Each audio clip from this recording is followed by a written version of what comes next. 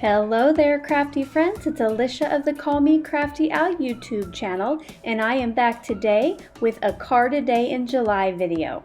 I announced this series the other day, and in that video, I also let you know how you could play along with me. I will link that video below, as well as the Card a Day in July playlist. My goal this month is to try to get crafty every day and share it here with you on YouTube. I would really love to get out some of the products that I have never used or the products that I used to love and have had in storage for a while. Once I start my card process, I will start doing a voiceover. If you have any questions that I don't answer in the voiceover, make sure to leave those in the comment section below. You're probably not the only one with the question. For today's card, which is my 8th in the series, I have created an artsy, clean and simple card. I hope you enjoyed this video. If you do, I always appreciate a thumbs up. And if this is your first time to my channel, I hope by the end of the video you'll be inspired to hit that subscribe button. To my regular viewers and subscribers, thanks so much for stopping back by. Here we go. For my stamps today, I will be using the You Color My World sentiment from this Tailored Expression set. I will be stamping that in VersaFine Onyx Black. For my focal point, I will be using this artist palette die from My Favorite Things, and before I started the video, I picked out some colors to use to create that. For my paper today, I'm going to be using 2 sheets from the Simple Stories Faith pad, and I pre-selected these. The first one I liked for the painted brush strokes, and the second one I thought would make a good wood grain for my artist palette. I decided while I had all this paper out, I would go ahead and make 2 cards today. I cut the pattern paper to fill the card front, so I cut these 2 pieces of 4 1/4 by 5.5 inches. The wood grain piece I just cut wide enough so I could use that die.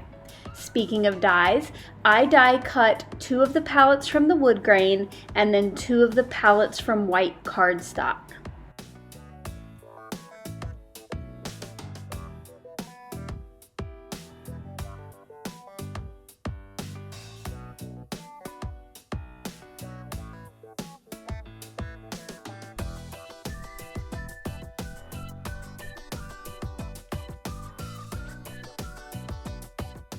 Instead of die cutting the artist palette from multiple solid colored cardstocks, I just colored each of the little paint swatches with one of the colored pencils.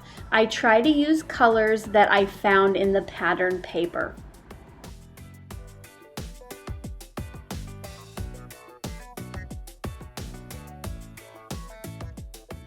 Once I had each of those colored, I got out my glue sponge to add adhesive to the back. This is a super easy way to add glue just to where you need it quickly and easily. Once I had these all put together, I did let them dry under a stamp block for about 10 minutes. Off camera, I made a second artist palette and then made my paint brushes. Originally, I was going to use the wood grain from the pattern paper, but I ended up coloring a white cardstock brush, the handle brown.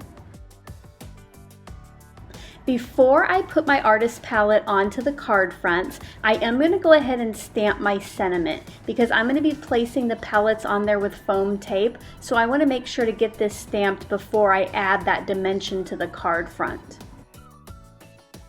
Speaking of foam tape, I pulled out my big blue roll to add the foam to the back. I like this because it goes on nicely and it's nice and skinny. I used to kind of be wary with how much I use these, but since I actually ended up finding the product again on Amazon, I think this is more economical than foam strips or tape from other sources.